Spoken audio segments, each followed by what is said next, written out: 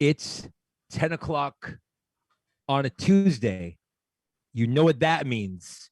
It is time once again for the House of Common show, the flagship show of the House of Common network. We are all in the building. Stefan is here. Calvin's here. O'Shea is here. Adam's here. Remus here. Andrew, I see the Lord Jones is here. Jason is here. Tim is here. Bart is here. We are in the building and we are so excited to spend this next hour and change with you, the viewing and listening public. You know what it is. If you're watching on YouTube, you know the vibes. If you are a podcast fan, podcast fiend, find us on Spotify or on Apple Podcasts. Type in the words House of Common Show. You know the vibes already. Gentlemen, before we get to the main event, a couple of things have happened over the course of this week. It is time once again for what I am now going to call the weekly Bart Aniston Rundown. The rundown created by and sponsored by Bart Aniston of the More Life podcast. Gentlemen, it has been said in the news that people are a little stressed out over COVID restrictions. I don't know if you saw it on social media this week, but there was probably like 2,000-3,000 people in downtown Toronto protesting once again, anti-mask, anti-vax, that sort of thing. In the province of Quebec, shout outs to Quebec, my home province, they are now planning to open up Montreal as of May 31st. Schools are going to be open. Restaurants are going to be open. And the Premier of Quebec has said that they are planning to get back to normal by the end of August. Now, that has to do with numbers going down. That has to do with vaccines being made available to different people, all that sort of stuff. And in Ontario, we have heard that they are going to change the color system to let us know how we should deal with COVID restrictions, and that news is coming soon. It seems that there's always news coming soon. Gentlemen, what are your thoughts on it actually came out today, the day of our recording, the day of our live show, that Quebec is going, no more restrictions. In fact, they're almost not going to be having masks by the end of the summer, and we are still sort of where we are. What are some of your thoughts, just kind of off the top of your domes? I can see Stefan. Let him go. In sports, when in football, you give the running back the ball and he slips and falls, but nobody tackles him and he gets up and he slips and falls again, or a hitter getting out the box and he slips and falls on his way to first base. That is what it feels like in this province right now.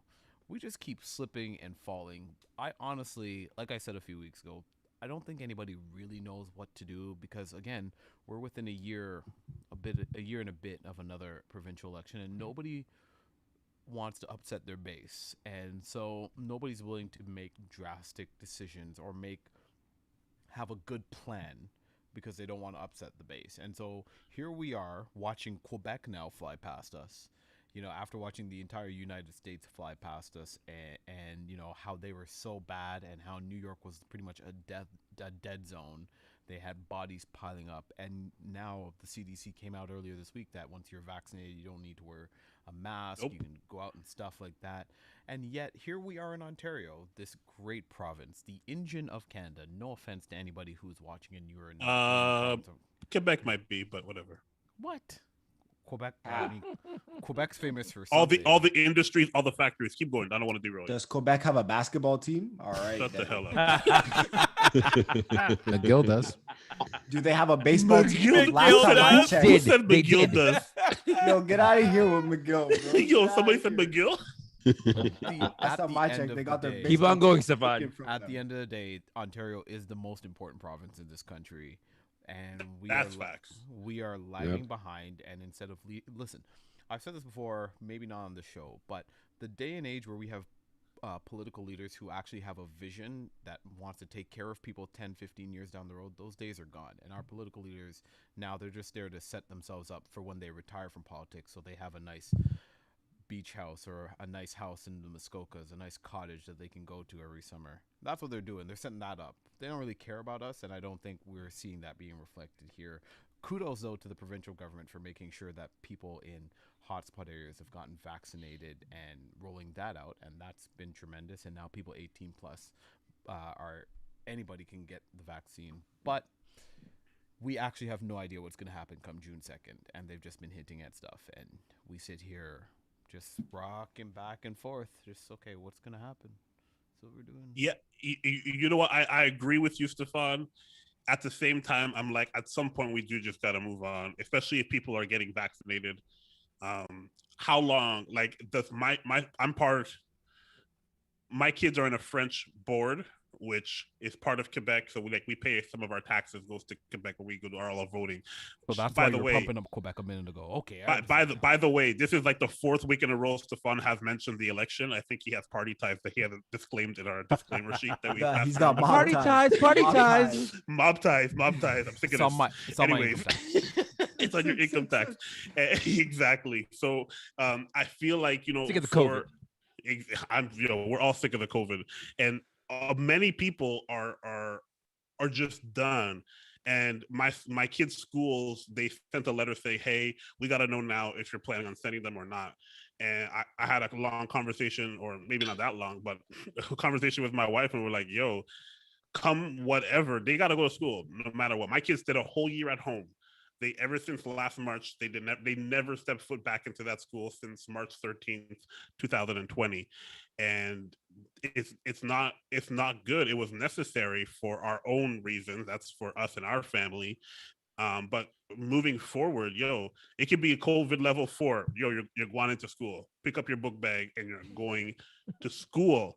We have to move on beyond this. And you're seeing places around us who are able to do it. They're able to get people vaccinated, get people in a place where they're feeling comfortable. No one's being crazy and stupid. You know what I mean? You could even go to a baseball game and stuff like that. Movie theaters are opening up. All these different things are happening, and we have to get on this train. I think we have to put pressure on our government officials to get as many vaccines it requires for everybody to feel comfortable to get a vaccine, so we can keep moving, because the economy cannot keep starting and stopping. There's only so much.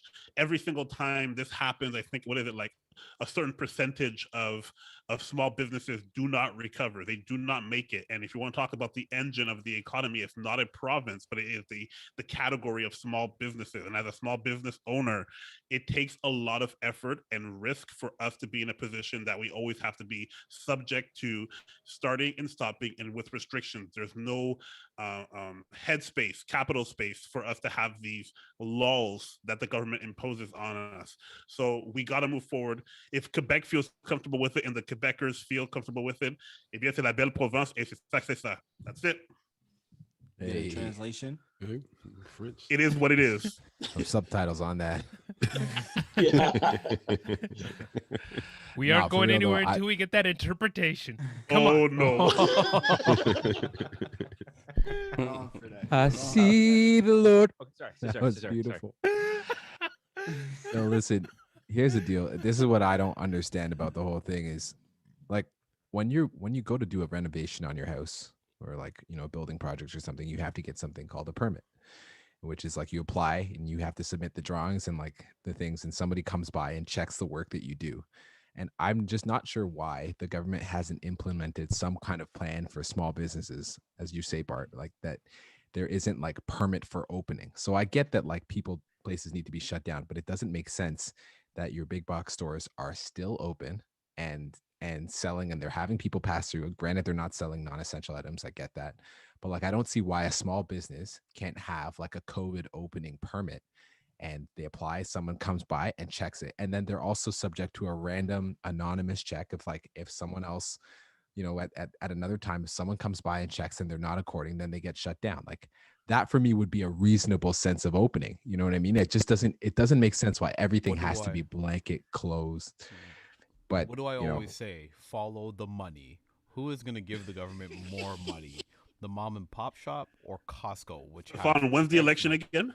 No, Stefan, it's both and they make money through the permit system. So like monetize the, like, you know what I mean? Like it doesn't make sense, man. I don't But get it. you know what company is making money? Actually, you know what? Let me not say nothing. Hey, I'm it's already Hey. out there. You know what company's making money? We're taking Somebody's the net worth power. is People- gone. about to give Them his luchas. Y'all are Snickers. ridiculous. money. Yo, Somebody's teach me how net to worth net- is gone. Devon looks like he was working in the garden and he's got some things to say. Oh, okay. Okay. Wow. Okay. What's wrong with this guy? Oh, What'd you say, man. boss? Here's what I know. I cannot wait for the day when the barbershops are open so the mandem can get the cut Jeez. legally. Some of y'all Talk looking real kids say fresh. sheesh. The mandem out here say jeez. You already know what it is. House of Common show. That was the rundown. One topic only for tonight because we have a big main event. And with that being said, I pass the mic over to the Beige Lion, the Mandem, Calvin Forbes. Three stripes always. Boys, it's good to be back. It's Yep. Tuesday. And we got lots of our people out here in the chat. Really excited about what's going on. I know I got some DMs. I'm sure some of you did. Just about this Pause. topic of What? No, I did mental not. health. I didn't get no DMs. No DMs. I don't know what you're I talking didn't get about. no DMs. You guys I are get famous. DMs. You guys are famous. I don't get But- DMs Can I because say- I'm not as famous as Cal. Me You get remember this. me, ma. You get DMs, O'Shea? I What get social media? O'Shea gets letters to his PO box. I get pigeon mail. Don't see. Carriers. It's like out here like Mike Tyson in the answering machine. That shows a bop. Okay, we're not promoting that show on this one. Guys, mental health has been a big topic this last year, and the stigma has been falling. Just what you think a lot of the campaigns, mostly for me, that sticks out. Bell, Media Let's Talk Day, and through the years, we've been invited to be honest and vulnerable and open. But what we do know is there are several roadblocks. And we can't speak on behalf of all black people because, Tim, we are not what? A monolith. A monolith. We are not a monolith. Tim, you say it all the time. It is so true. But we are 9 men, and we all have something to say. Well, there's 9 plus me. And we have something to say about this, not as experts on the topic, but as experts of our own lives. And as black men, we have fallen through different family structures. Some of us had permission to have conversations and to cry tears. Some of us didn't. Some of us had other structures, be it sport or school and education, or even through religious spaces like youth groups and camps and whatnot, where we were able to or we were not able to process this thing called mental health, or like my counselor says, mental wellness. And tonight we wanted to have a conversation. It got bumped from last week. I think that we could spend more time on it today. And let's just jump in. How has your mental health, your mental wellness looked in this last year as we've been isolated from one another? We've been isolated from our communities. A lot of us stay home to do what we have to do. And then when we are able to go outside into the spaces we go into, we kind of stick to ourselves. How are you doing? What's going on? Jason, why don't you jump in first? Yeah, I was just thinking about how this whole COVID is, like there's been seasons. I mean, it's really been over a year.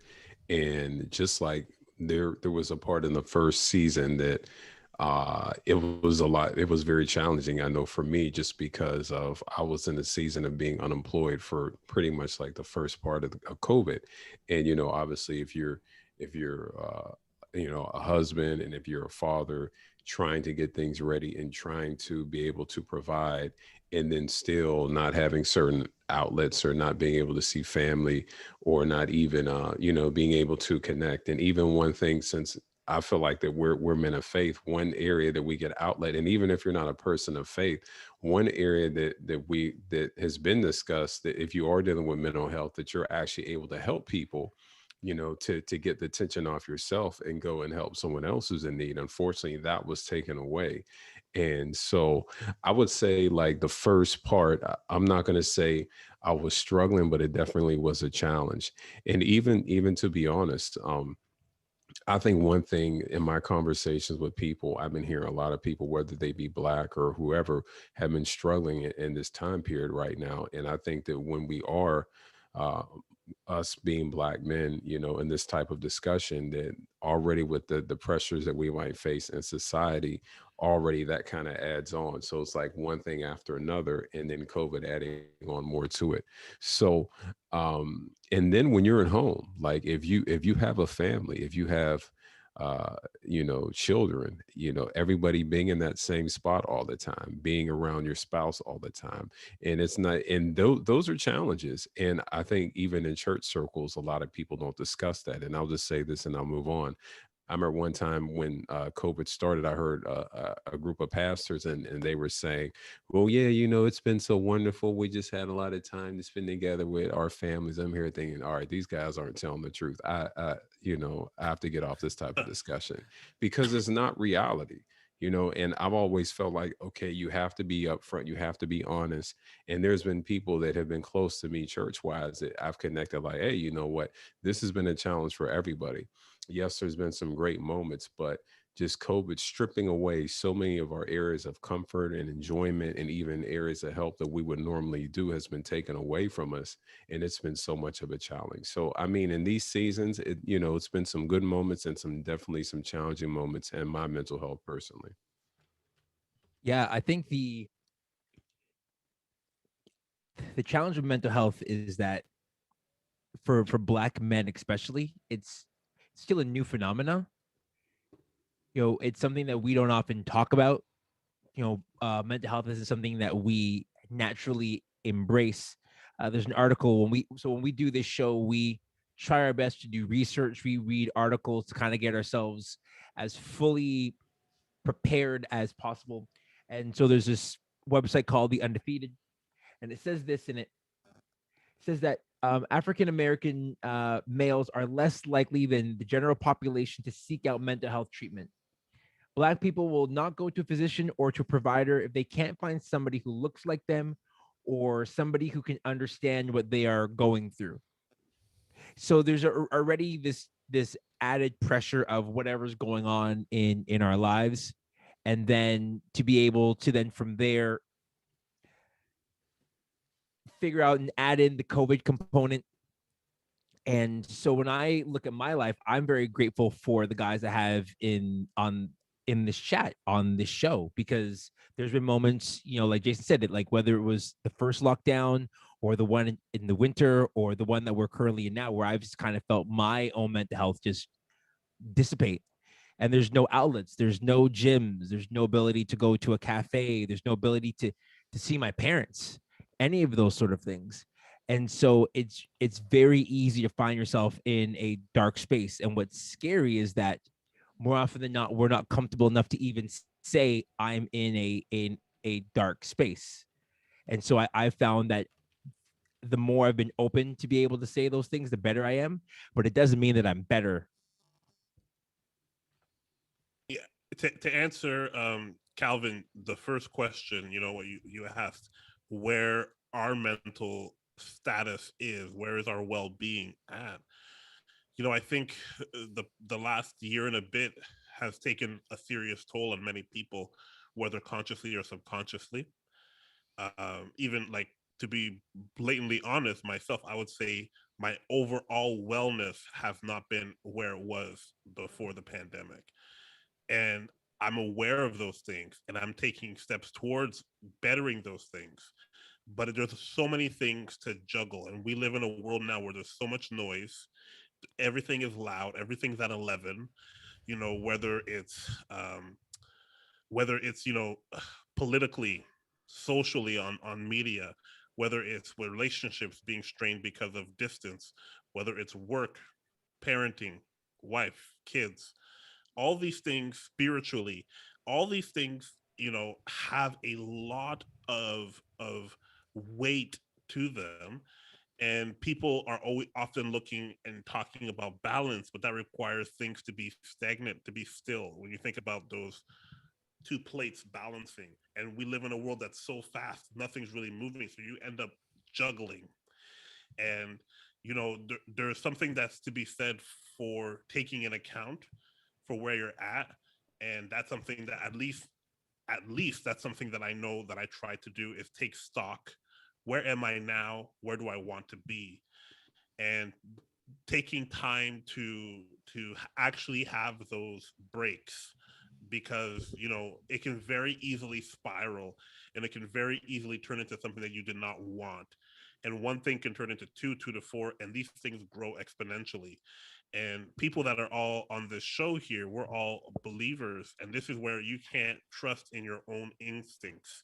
You can't lean on your own understanding. You actually have to put that weight at the foot of the cross and say, hey, no matter what's going on around here, this is how I'm choosing to live my life. And the solace that I have, the only thing that I have hope in, is that Jesus offers peace.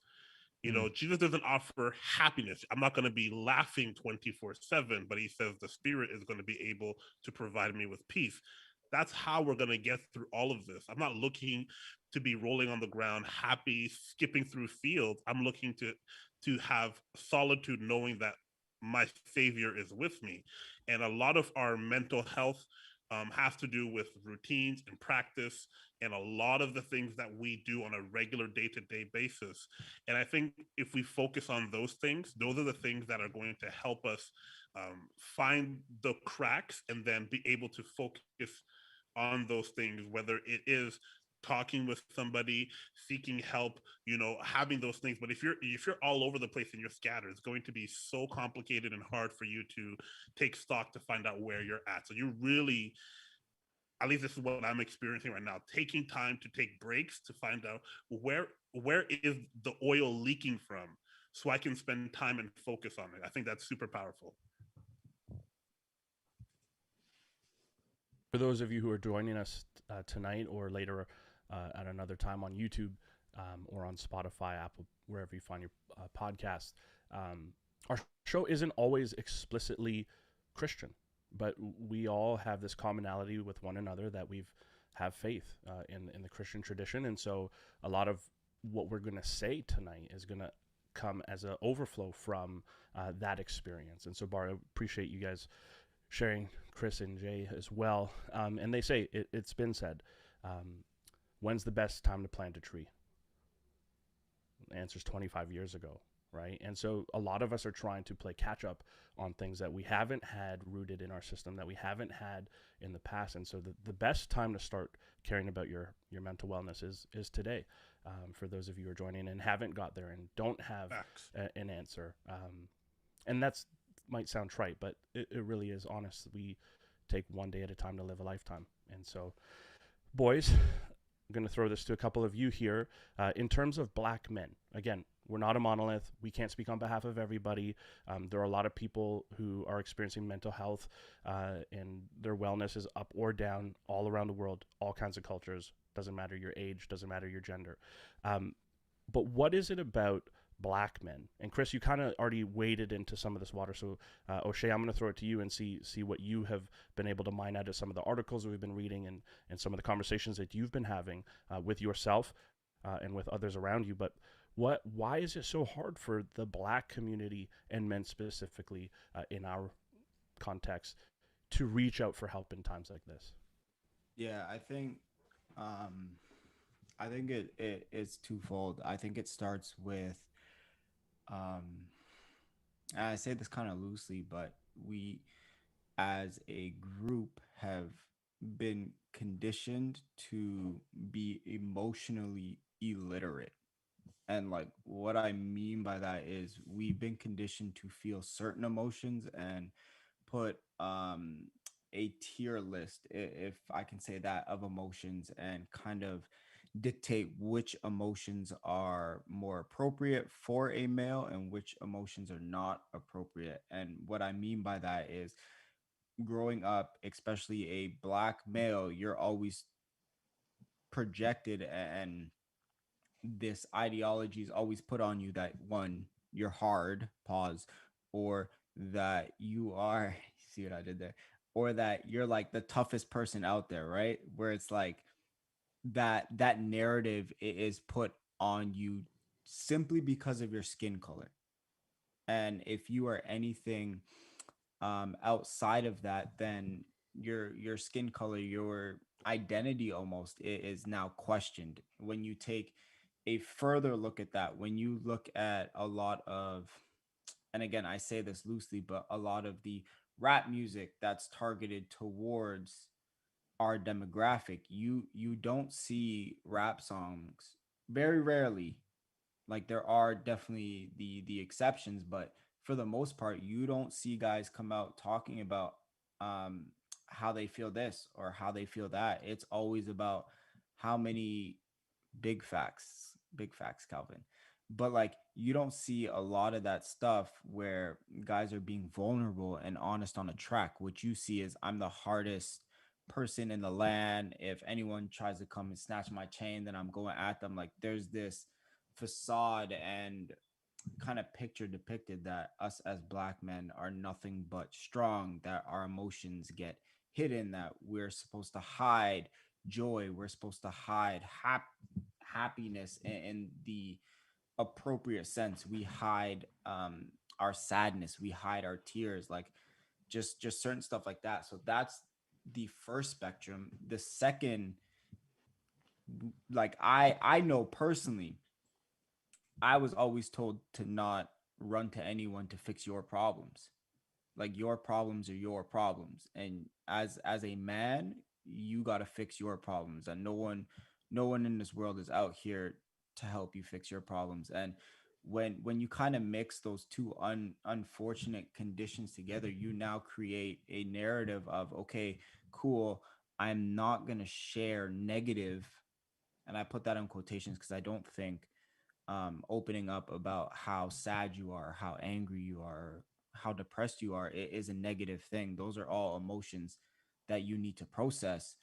But when you mix that, when you mix the unfortunate narrative of you're not supposed to ask anybody for help, we're putting ourselves behind. And you kind of touched on it crazy, right? When you talk about mental well-being, that's something you don't want to address when you hit that roadblock. That's something that you want to address far before you hit that roadblock, right? Where you don't want to address that when it's too late, because that's not a place to be in. And we've basically, I'm sorry for going on for so long, but we've put ourselves kind of backwards, where we're suppressing it and we're hiding it because of narratives that were taught to us as kids, narratives that we honestly still hear in some of the music that gets played. And honestly, and I love my dad, I love my parents, but in narratives that we were taught by our parents because they were taught by their parents, and so on and so forth.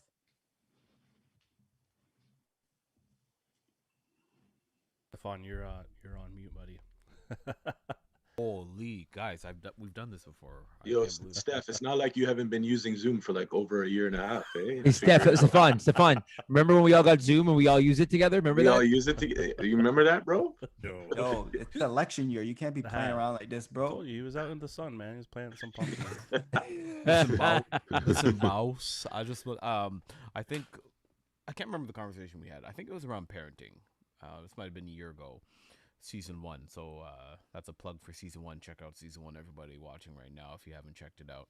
If you have, check it out again. Send those to your friends as well as you send them this episode. Season 1, we talked about parenting, and I was just thinking about that and thinking about like a lot of things that were passed down, to our parents and to their parents. And I don't think that the idea of mental health was passed down, and that idea, especially for men, that idea of, okay, well, listen, when you have moments of weakness, go talk to somebody. Your weakness is supposed to be in secret.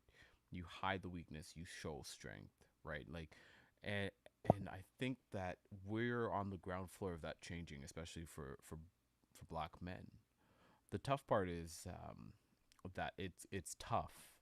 And I was reading an article today where, especially in the GTA, black men have a 200 to 300% higher chance of developing mental health issues, just because of a lot of the things that are compounded on top of us. And I understand. I understand why we hide it. I think O'Shea talked a lot about it, so I'm not gonna take up as much time as he did. Sorry, I'm just kidding, O'Shea. But he highlighted, like, you look at what we're. I don't get it. What? Come on. Go Anyway. ahead, Stefan. Just keep moving. but he touched on the rap music, and I was thinking about that, and I was like, yeah, man, the music I listened to growing up in high school, we didn't have this.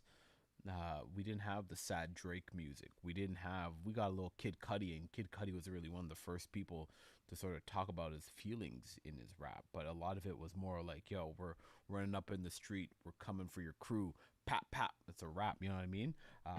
Those are actually hard bars though, right there. Stefan's gonna have a rap career. I don't know about all that, but I'll take it. Yo, Jersey, sign me, fam. OVO. Get your boy. Jeez. Jeez. Find me on that 47 Lansdowne, fam. Anyway, I think that we, man, mental health is such a tough conversation because we have there's a stigma around it already, and black people, not black people, but black men, we've been taught, listen, the man is out to get you, so you got to be strong, you got to stand tall, you got to be proud, you got to be black, you got to be strong, you can't let them see your weakness. And so out there we project strength at all times, 100%, always.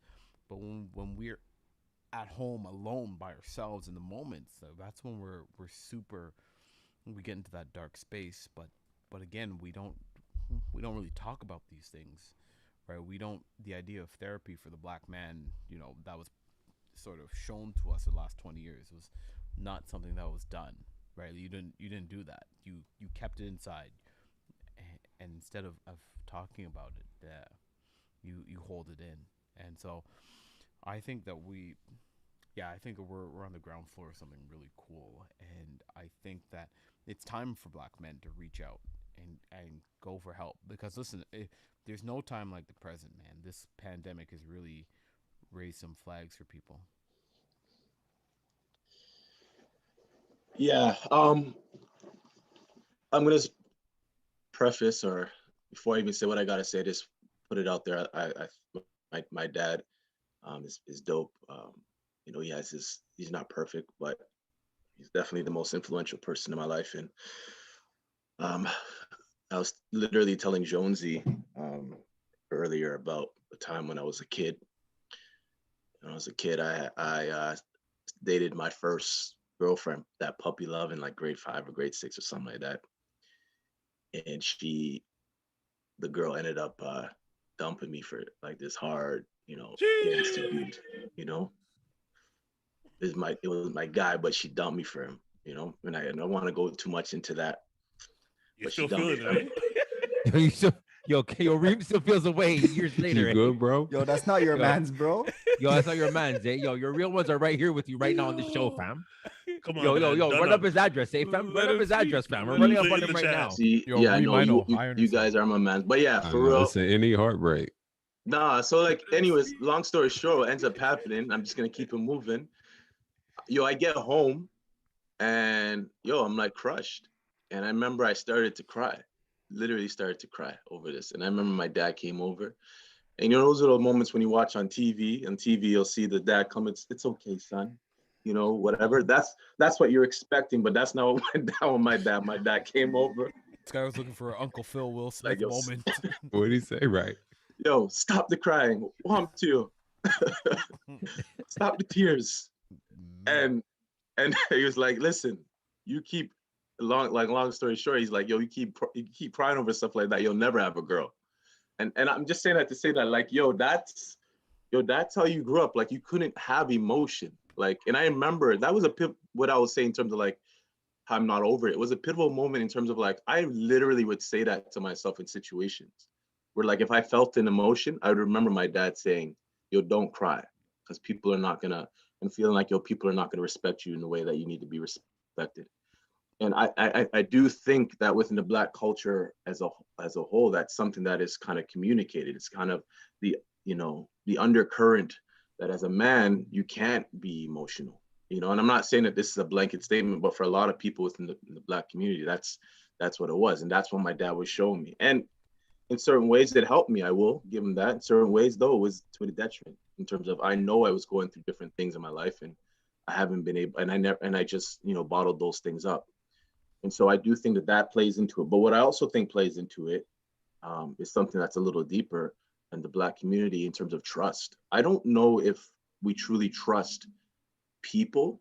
Exactly. More than anything, do we trust like when we hear, you know, other communities go into like counselors and go into these different things, like we will say, no, Black people, we don't go to counseling. A big part of why we don't go to counseling is because we don't want to open up and trust somebody with our feelings and with the things that we're going through, and really believe that these people are gonna, you know, have our best interests, or even that they even understand what we're going through. Because a lot of the counselors, I'm not saying that, again, not a blank, because there's a lot of dope counselors that are of color, but you know, especially go into a counselor that is not of color and hasn't gone through the experiences that we've gone through.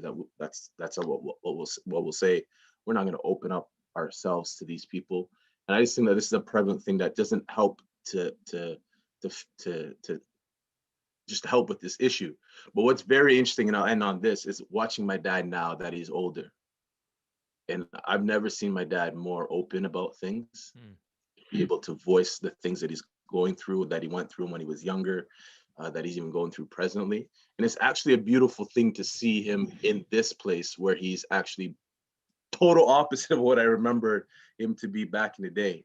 And you know, and that's, I love that I get to see this now, you know, and even it's just interesting to be able to still be learning from my dad at this age of my life and this stage of my life. So I just do think two things kind of is what is the foundation of us just believing that we have to, you know, be hard and can't show emotion as males.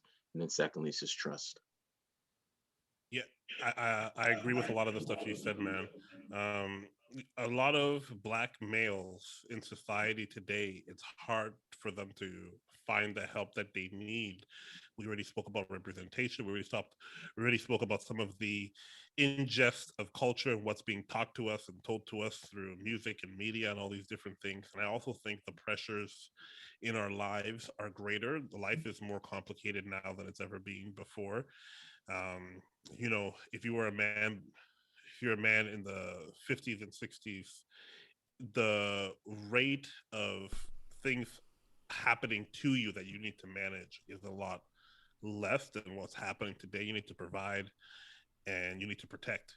You know what I mean? Your own self, maybe if you have a wife or if you have kids, all that type of stuff. And in the modern day man, the modern day Black man, you need to be protect, you need to provide, you need to be unapologetically Black, you need to grow, you need to be listening, you need to be woke, you need to be styled, you need all these things now all play a role, and it becomes heavier and heavier and heavier. And the role of the man, especially in a family dynamic, I'm speaking for myself, is you're the glue.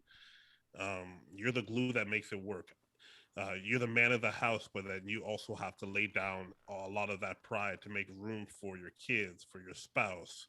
You got to make all these things work. And I feel like there's a lot of additional pressures. And it's good that we are now seeing, with the increase of pressure surrounding us, that there is more aptitude to having these tougher conversations and being open about how you're feeling and where those feelings come from, and being able to not feel a stigma of requiring and needing help with certain things or processing certain ideas. So I just wanted to say, like, you know, the pressures are increasing, and that's why we're seeing so much mental health coming up right now, being more talked about, and I think it's duly so, because we need to. I just even think of like DeMar DeRozan coming out and talking about some of the things that he was going through. That's huge for Black culture. That's huge for Toronto mans, you know what I'm saying? Because we rate him so highly, and for him to be open about something that's going on internally, I think that that speaks to where men and Black men specifically need to be. There, I've said this so many times in terms of race relations. You know, Black men have to be the adult in the room so many times. So often are Black men have to grow up so fast, specifically in North America. You know, the expectation is very high because the risk is also very high. And so we don't think about mental health because it's like, I don't got time for that. I got so many other things that I am focused on. I'm focused on not dying. I'm not being hunted down and killed. I'm focused on getting an education so I can make it out of my current situation. I'm focused on helping my mom because she did as much as she could and she's still, financially secure. There are so many pressures for Black men, especially if you're the firstborn in a Black family. There's like, it is pressure on top of pressure. That's the only thing that I want to add to this conversation, is that the pressures are mounting. And if you don't have a way to alleviate that, then I think it's going to be very detrimental to your overall health, especially your mental health. You're not meant to carry all those things. So just quickly on the Damar thing, when you made the comment about Damar, yeah, that was big. But what's interesting and how deep rooted, like what we're talking about, like this issue of black males and thinking that if you show that you're soft or you're this and that, is that when those comments came out, there was, as much as there was a lot of people saying, yo, good on you, Damar, there was a lot of people within the Black community that were like, yo, why is this guy acting all soft right now? So it just shows you, like, just within the community, that's still something that has been deeply ingrained in our psyche, that to be able to be open like that is not a part of who we are. Yeah. Not too long ago, I started like staying up really late, waking up really early and then staying up really late. And I saw this post on Reddit that came across, of all places. And these people were asking like, oh, does anyone else like, procrastinate going to bed and stuff? And there's a term for it. It's apparently called revenge bedtime procrastination. And I say this story to say that, like, I want to parallel it with our conversation, in that, like, I actually think that a lot of Black people, a lot of people in general, just don't know that they're struggling with mental health. They have no clue that this is mental health. They think that maybe it's my diet, maybe it's my circumstances, maybe I'm not getting enough sunlight, or whatever it is. Like, there's a million and one things that run through our minds, and I just don't think that there's a lot of people who, I think that there's a lot of people who are just not resourced enough that they know that they're actually struggling with something that's mental health, and they pass it off as something. So, and I think that is very prevalent in impoverished and minority communities, in migrant communities, where healthcare is not the leading driving factor in a way of life. So, yeah, that's my take. Quick look at one of our other articles that we read from GQ Britain, because we're classy like that. We read GQ. It says this: therapy is an important tool for navigating your emotional health, but there are barriers of entry for Black men. These range from affordability, Adam just mentioned that, to cultural stigmas such as keeping personal problems inside the family. I don't know how many times, guys, you might have heard someone say, what happens in this house stays in this house. Hard when some emotional issues actually stem from family issues, as well as the expectation to be strong and to be resilient enough to not need mental health support. One person was interviewed, and they said this: how therapy is taught in the West and how it is delivered to people is very Eurocentric, but that is not a new thing for Black people. Black people can benefit from therapy, but the way that it's delivered matters. And in the chat, Calvin asked, how is your mental health look, neighbors? Zach says this: I thought I was holding things together. Then I had to go grab something from our church auditorium this past weekend and ugly cried the whole way home because I didn't realize how much I missed that room. Nelly says this: last year was rough on mentals. Leslie Ann, ugly crying is good for the soul. Brandon says this: I have hit exhaustion more than anything multiple times. I got busier during COVID, which is a blessing in a way, but I hit limits and it increased my stress from time to time. And then Neil says this: it's been challenging to process the reality of what's going on the other side of the coin. I've had to give it to God and ask how it can make a difference while also processing hard truths. And then before I pass it to Calvin, I will say this: there has been conversation about rap music and what it and some of its subject matter. You would know that the first official song that actually dealt with mental health was by the Ghetto Boys, My Mind Playing Tricks on Me, where conversations about mental health was prevalent all the way through Scarface and Bushwick Bill and Willie D. And much of hip hop that you saw G-Funk gangster rap in the 1980s and 90s West Coast. Much of their resulting in violence, if you listen through and scratch through all their lyrics, was actually connected to I have nothing, I am nothing, therefore I will go and kill somebody to get something. And now we see on this end of the world with SoundCloud rappers, guys like Smoke Perp and others, all their names escape me. But what you see now is the actual theme of depression and drug taking and uppers being the main topic of conversation in light of depression. So yes, there are the songs that say go and kill and go and do this, but more often than not, those were the songs that were used by radio to get more sales. But on the back end tracks, song 13 and 14, that was when the darkness came through. It just made maybe we weren't listening to the full album. Calvin, back to you. Calvin, you're muted, fam. Hey, we've been doing this for about a year now. I don't know. Hey, Calvin. You know we have Zoom. Remember when we got Zoom and we started using it? And he wasn't muted. He wasn't muted. It wasn't muted. You need to It wasn't go back. muted. Go It was the back same later. problem that I had, where it just shut out. Okay, sure. All right. You're muted. I don't care. All right. Don't tell I was me. muted. I'm sorry, fam. I'm sorry. It's okay. I'll do we better forgive next you. time. We forgive Okay. you. Thank you. I appreciate your kindness in this. I don't. This time in this conversation. This is what this This conversation. conversation, is about. yeah, it is. So it's what it's all about, right? Hey, it is rolling, and it's already 10:46. Sadly, unfortunately, I feel like we could keep going. This is giving me a ton of life. Really loving the contribution in the live chat. But I got one more question for you guys, and it is to some of what has already been said. But let's streamline this. Like, what are some very practical things that you have added to your life? Maybe you've continued from a time before this. Maybe there's some aspirations you have, but like, how are you maintaining yourself in these times? Like honestly, like, what does it look like in a day to wake up and tackle the day without just saying, man, I got through it? And Tim, I'm gonna throw that one to you.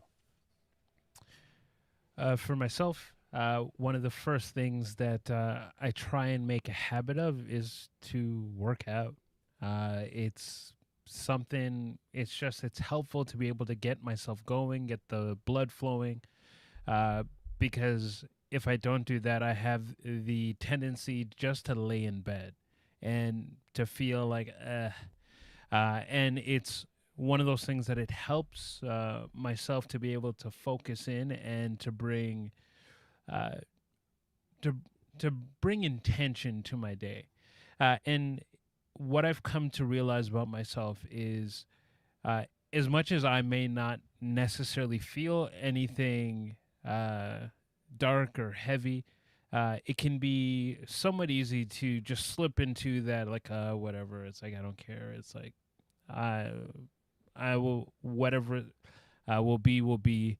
But it's the intentionality, and then also one of the benefits of working for the company that I work for is we're able to reach out to an employee assistance program, and so I've been able to virtually sit down with a counselor and to be able to talk things through, and that itself has provided a good level of reflection itself. So, yeah.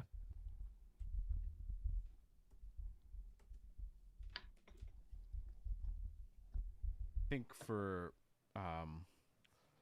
if I can be honest, in this season, I haven't been doing a really good job.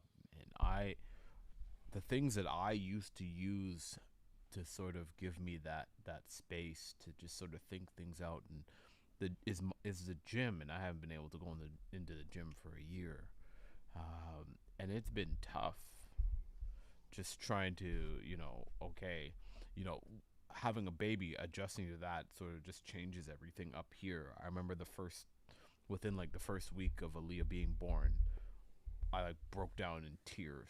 No real reason why whatsoever. I couldn't just, I don't know, that's just what came out, just tears, and my wife holding me, because she'd never see me just combust into tears like that before. And in trying to just figure out life.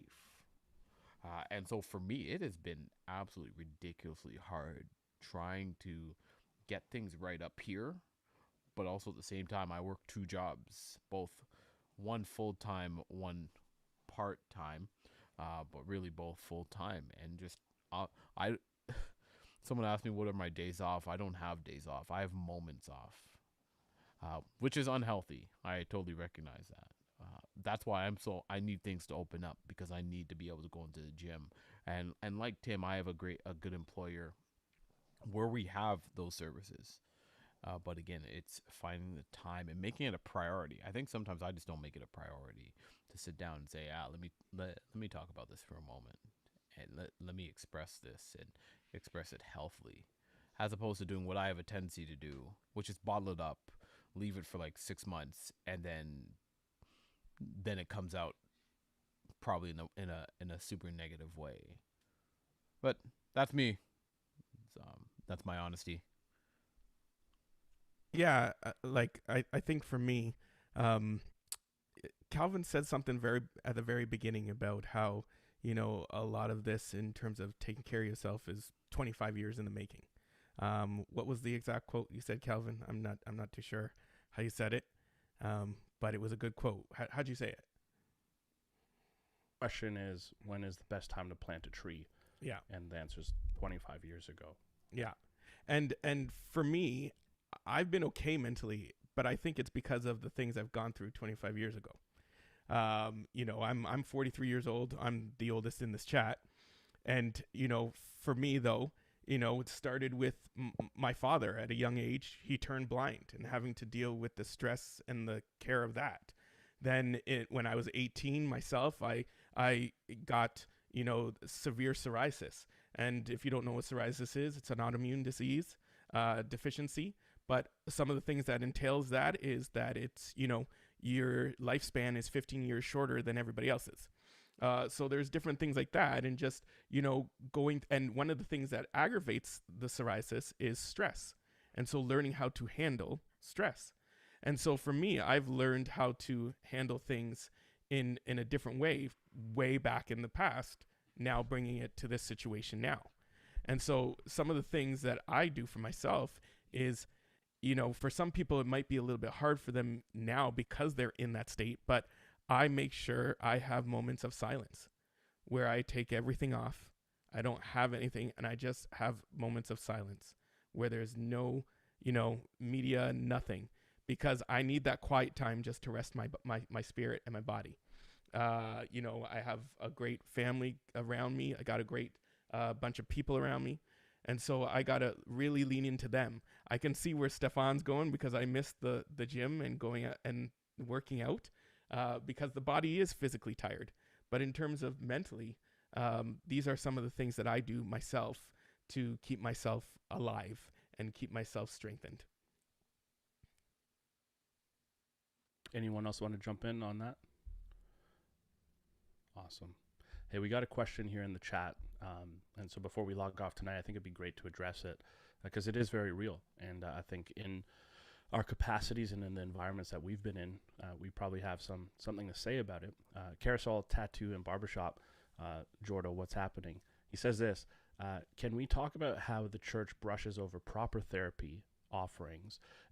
Can we talk about how the church brushes over proper therapy? Oh my goodness! Either he wrote this wrong or I read good. I'll read it for you, Calvin. All right, I got Chris, it. I got it for you. I'll read it. I'll read it for you. Can we talk about how the church brushes over proper therapy, offering up instead Christian counseling by individuals who may be hot beep behind a pulpit, but who have no biz providing mental health care? Yeah, good question. Talk about Can I jump in on that? Can I jump in? Go on ahead. that? Yeah, I got You lots go to say first. about that. All right. Well, Yeah, me too, a little bit. Here we go. Here we go. I'm first gonna say that. Yo, this man's getting popcorn too. I don't even understand. My bad. This guy's living his best Adam life. came But ready. Adam came strapped up with the popcorn. I think honestly, it boils down to a lot of bad things. One, you have unqualified people trying to do things that they're not qualified for. Two, you have spiritual leaders And hear me out. I have no problem with praying over someone for healing, but you have spiritual leaders trying to just give spiritual solutions to an emotional and mental problem. When we take out those things from our being without realizing that we are physical, emotional, mental, and spiritual beings who need to address all four facets of life, we are diminishing ourselves. You wouldn't try and fix a spiritual thing by working out. So why are we doing the same thing with other facets of our life? And three, it is a huge pride thing with those hot beeps behind the pulpit, and thinking that like, again, it goes back to that first thing. You have unqualified people trying to give counseling to people. Counseling is not sitting down and hearing what someone has to say and then going, oh, well, did you pray about it? Or, oh, the Bible says that he'll never leave you. That's not what counseling is. Counseling is not just hearing, it is actively listening. It is giving the person who is seeking help the appropriate tools, the appropriate measures to be able to combat what they are going through. So when you are just telling someone what the Bible says, or when you are telling someone to just pray through it, or, and I hate this, but when you're telling people that they have demons in their lives because they have mental illness, you're actually doing them a disservice by not giving them the appropriate tools to be able to combat the problems that, not problems, but issues that they're going through. I I hear what you're saying, O'Shea. I agree with you to a degree.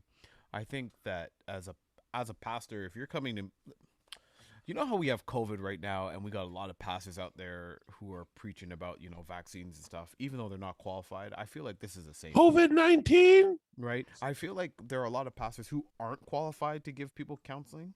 If you come to me for counseling, I'm giving you level 1, and then I'm giving you a card and I'm referring you to an actual counselor, because I can only give you to the level, the extent that my ministerial diploma has given me. That's it. That's all I got for you. I think that we have a lot of pastors out there who think, well, I am the hot beep, so let me counsel I you took because those 2 courses. we have a lot of pastors out there who Name think the that professors, Tim. who think that they can do these things, and they can't. And I think that they have overestimated what their ability is in this area. And so we need to, as leaders, as pastors, whatever, we need to do a better job of making sure that we are not trying to be something that we're not called to be. If we're called to preach, but allow the people who have spent the 8 years or however long it is in school to do that, to be counselors, to be, psychologists, psychiatrists, to do that. And we need to find a way to build bridges with those people and stop saying, hey, listen, come to me every Monday at 3:00 and you and I will work through this together. No, I'm a spiritual help, but you need someone who's going to help you mentally. I think I said what I said. I just want to comment back to what O'Shea was saying, and sorry, O'Shea, I don't know if I would agree with most of what you said, because here's the thing. I've been to a bunch of Christian counseling sessions, and I don't think any of them have ever told me you have a demon in you. You just need to pray about it. Yo, you don't know where I've been. You don't know my background. You don't know my background. No. I think he was talking No.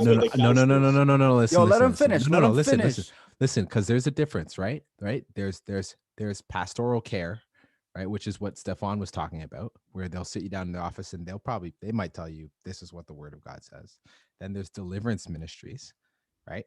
And then there's Christian counseling, which actually takes degrees and stuff. So if this is what the question is referring to, I would say that there's a bit of inaccuracy in terms of, like, I think we're doing Christian counselors a bit of a disservice. Yeah. fair. And I disagree, and I would agree with that. I think there's a lot of people, when you say, we're dealing with emotional matters, I think we're dealing with both. And so, like Adam said, if you can get somebody who has maybe a faith background that has the degree, because, you know, I have a list even on my computer right now. Like Stefan said, I can do level 1, but once this is getting way too, I have doctors, I have psychologists, I have psychiatrists, I have counselors, I have the whole list that I say, here you go. These are great people to call. Call any of these people on this list. Find out if you have insurance, and then you can get paid for it, and do all that. But these are also people who have gotten their degrees, who are faith followers. So you're adding now the two components together that can really bless somebody.